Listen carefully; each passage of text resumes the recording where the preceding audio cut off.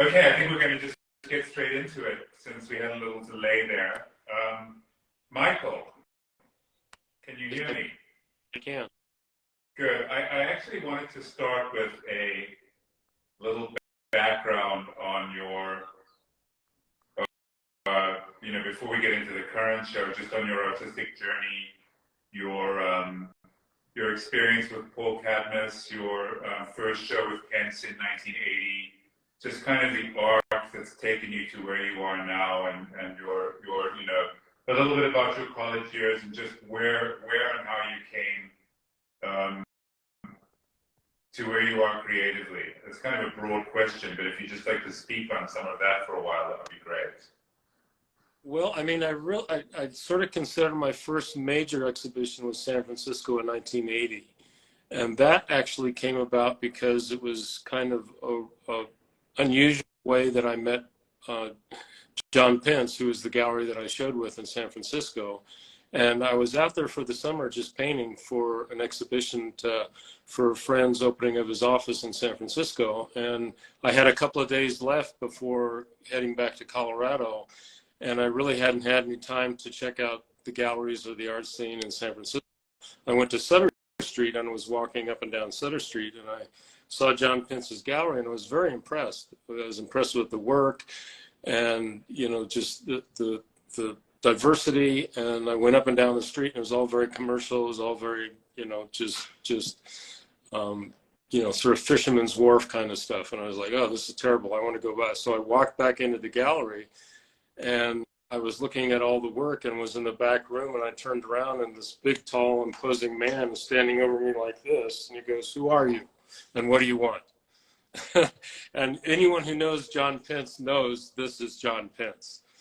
And so, that's how I met John Pence. And I explained to him I was out there, I was doing some artwork for an exhibition for a friend. And he said, "Do you have any pictures with you?" And I said, "Well, in the car, I had some pictures from the show." And he said, "Come back at 5:30.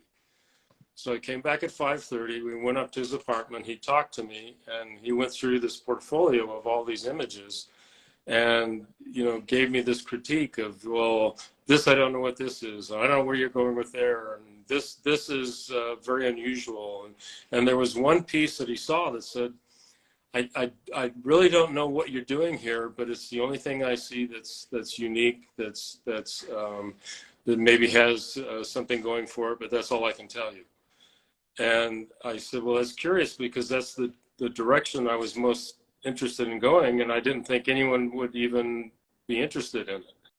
And so that night I kept thinking about, all of our conversation and, his gallery and what he was doing. And I came back the next day, and I had that piece under my arm because it hadn't sold.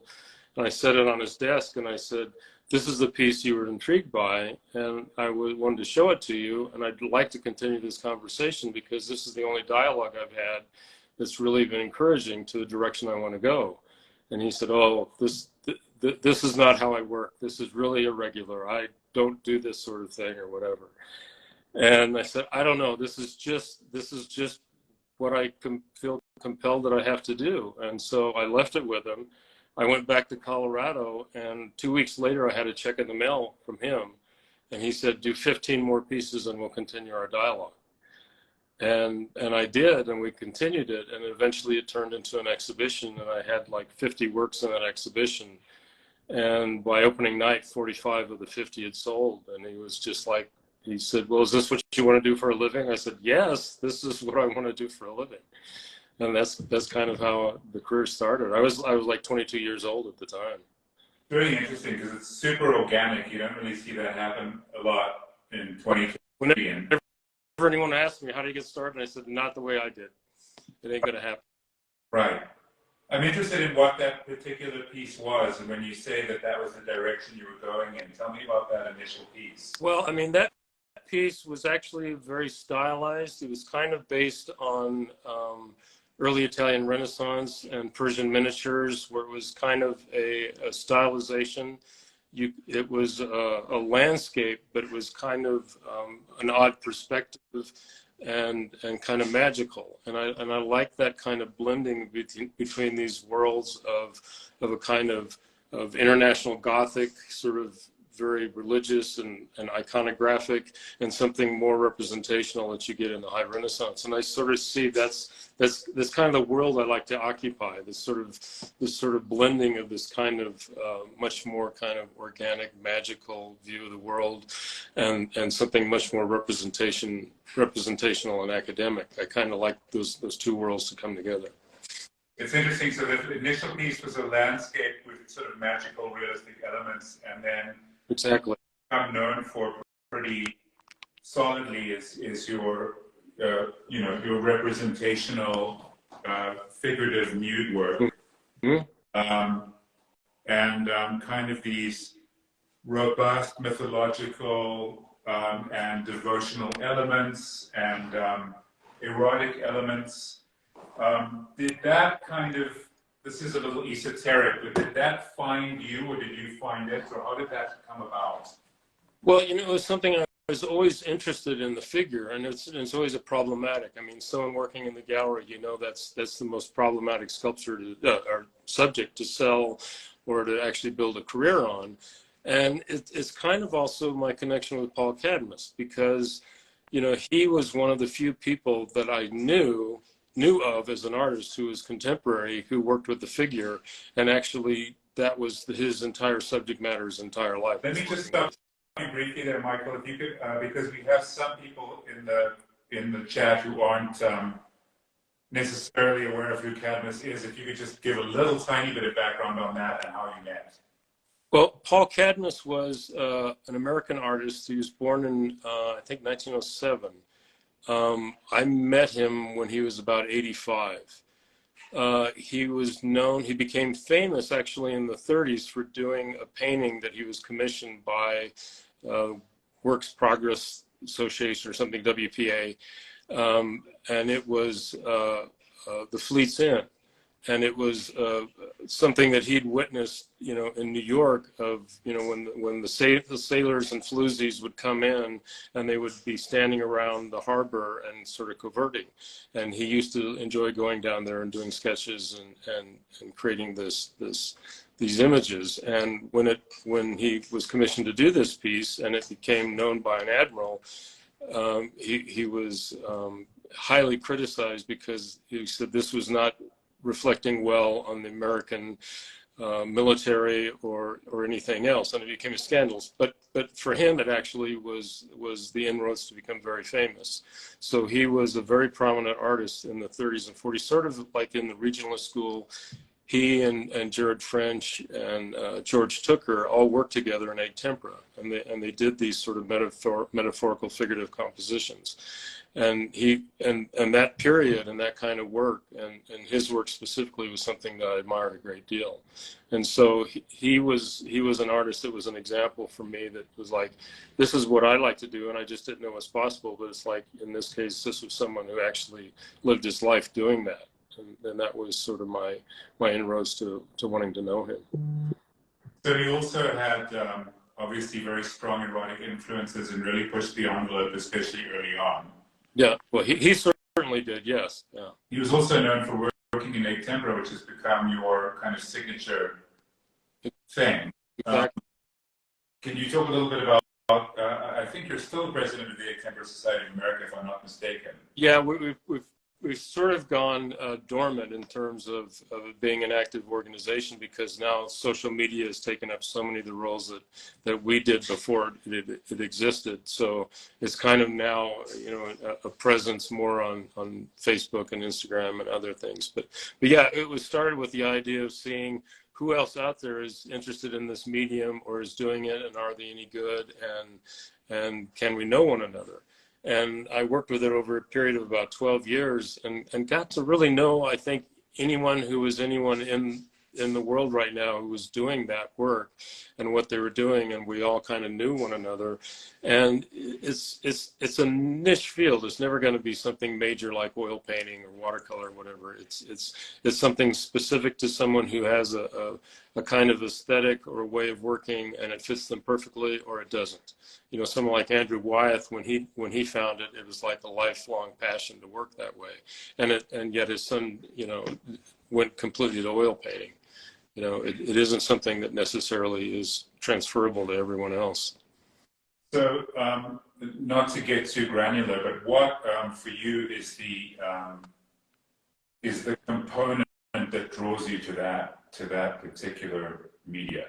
Well, again, for me, it was the work that was done in egg tempera, which predates the High Renaissance. It was the most prominent medium before oil painting took on in the High Renaissance. And it was that blending of that kind of magical, more naive kind of painting and the High Renaissance. You got people like Botticelli, Piero della Francesca, some really intriguing artists that did works that were very kind of hard edge, kind of linear and crisp. It wasn't as atmospheric and representational as you get in the High Renaissance. And I like that. I like that kind of graphic quality of that work. And then for me, it became also so reflective of how I work in terms of I love drawing. I love cross-hatching. I love the crispness of a line. And egg tempera, because it dries so quickly, that's the kind of signature, is that you'll always see that line. You're not going to see a mushy brushstroke. You're going to see a line. You're going to see a demarcation with it. Do you feel like there's a way in which that quick drawing aspect kind of fuels your professionalism and gives you a connection to these earlier artists? Well, I think it's a way of kind of seeing or actually a process of kind of defining kind of shape and volume. What I say is, like, when I'm drawing, I'm actually, the lines that I'm using are following the form. So there's sort of a sculptural element, almost a carving, while you're drawing and painting. It's like painting, it's like drawing with paint is essentially what it is. And so what ends up is something that has a kind of solidity or sculptural quality to it that's different than a painterly quality.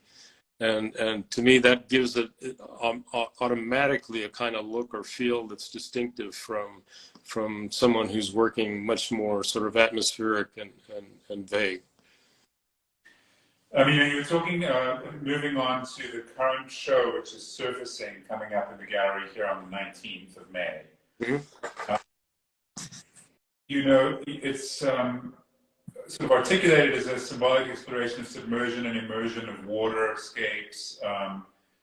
And you talk about dealing with the figure metaphorically, and you're working here in gold leaf, pen and ink, gouache, various other things. What kind of brought you to that?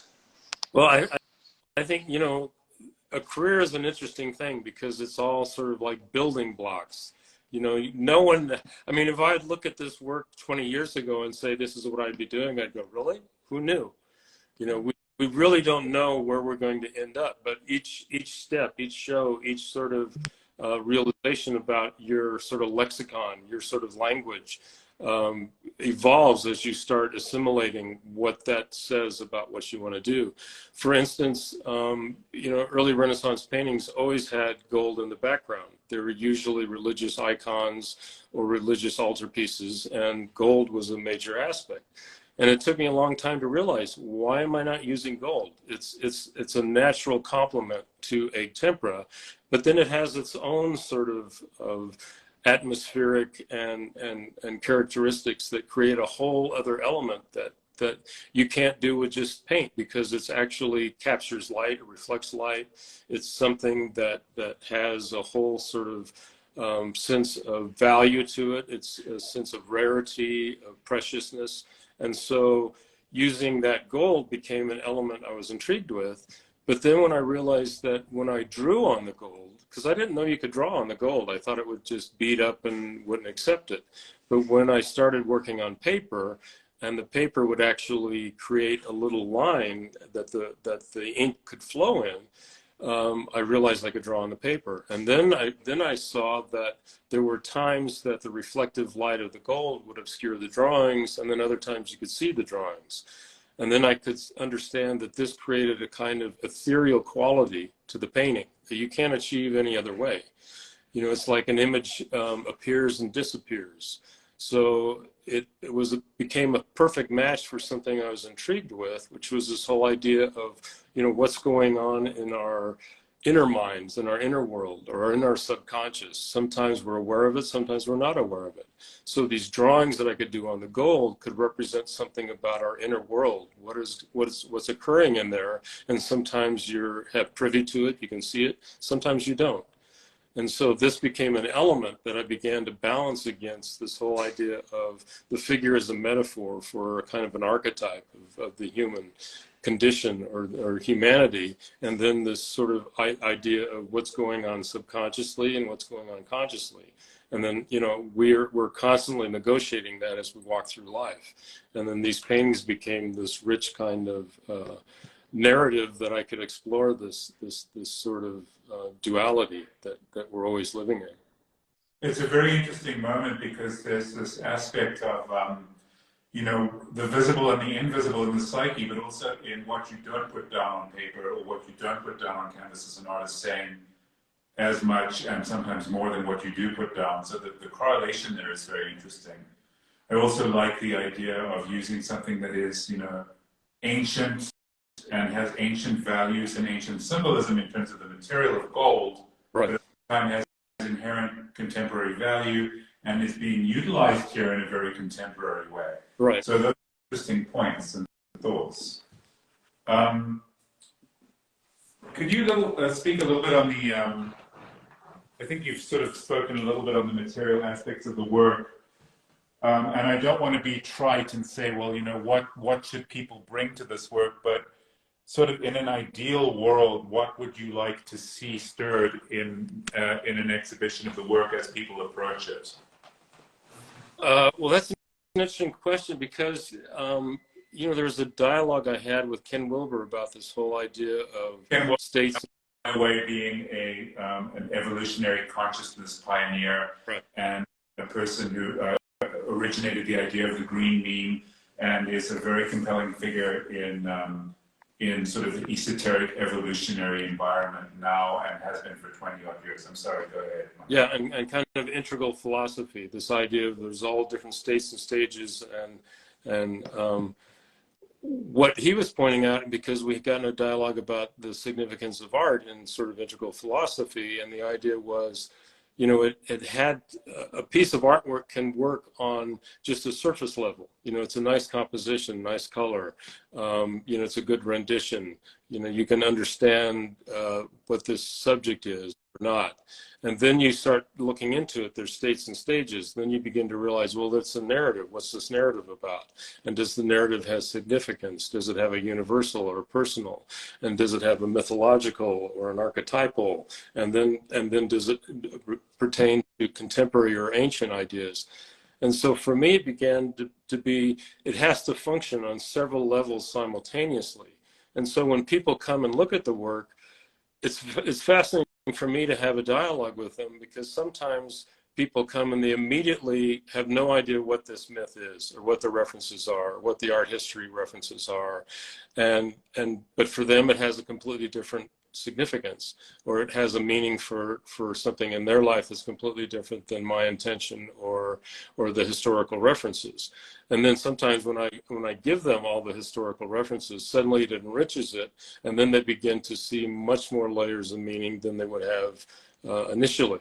And so for me, I like to have work that has the capacity to hold, you know, multiple kind of meanings and narratives and have sort of depth, but at the same time, just the surface of it, it's an appealing painting. It's got to work compositionally, color, you know, the draftsmanship, all of that has to be, you know, on a certain level, and to be, you know, pleasing or acceptable or intriguing on that level. And then you have the capacity to dive in and see much more things going on. That's interesting because it's representational work, but what you're saying is that there's this kind of cohesive approach to the work, but there's still a lot more to be seen. So in that, it can reference abstraction. That's really intriguing to me. Yeah. So in looking at the work, which is, you know, very obviously representational, there's all kinds of stories behind it that can draw people further and further in. Right. And I like it's not necessarily just something that should be taken at face value, even though it's very much more approachable in, for example, an abstract painting. Exactly. I also think it's interesting that you're dealing with somebody like Ken Wilber, who goes back to ancient. Whoop, we just stopped.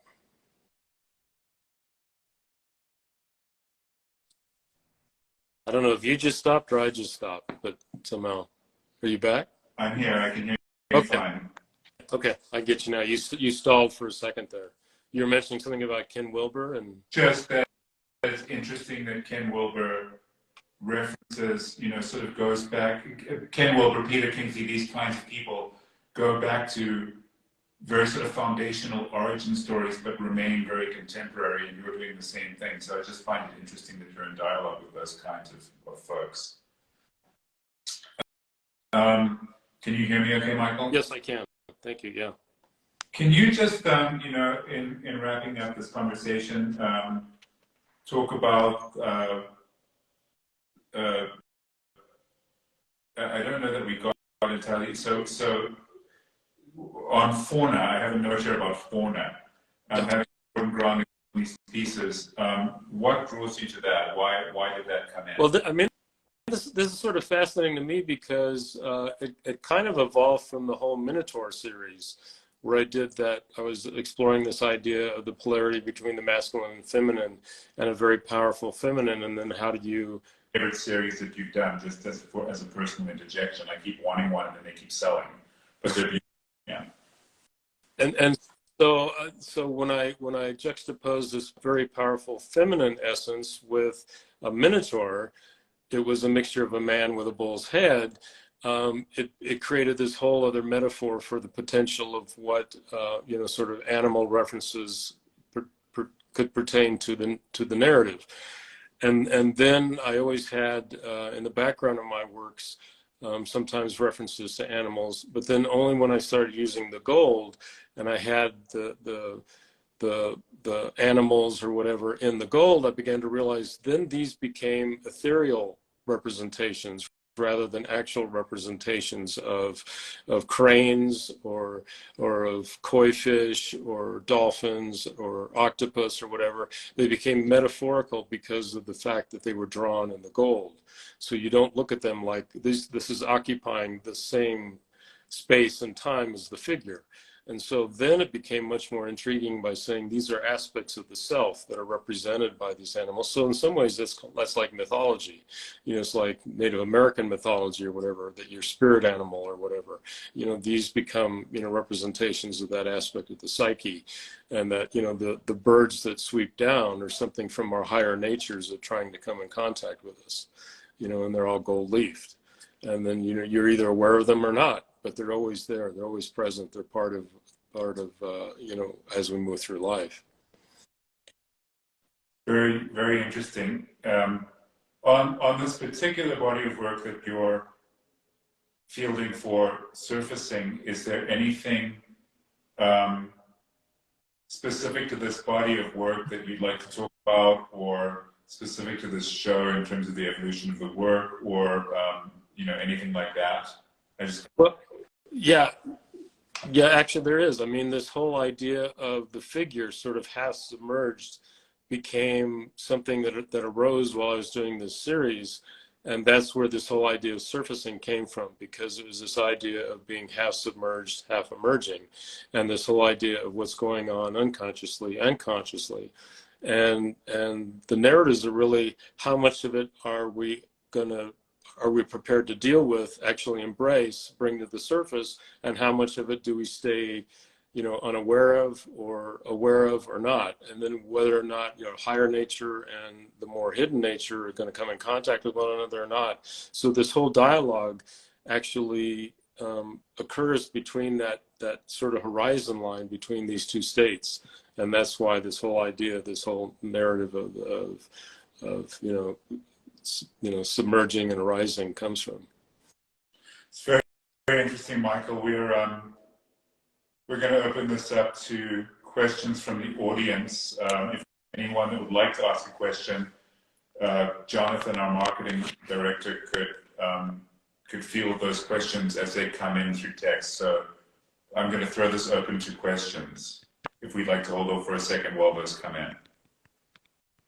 If they come. No one's got any questions for me. Anything, Jonathan? They all left because we couldn't get on time. Well, we're just going to give them a beat because sometimes there's a slight delay, and if we don't get any questions, we'll wrap up shortly. Sure, no problem.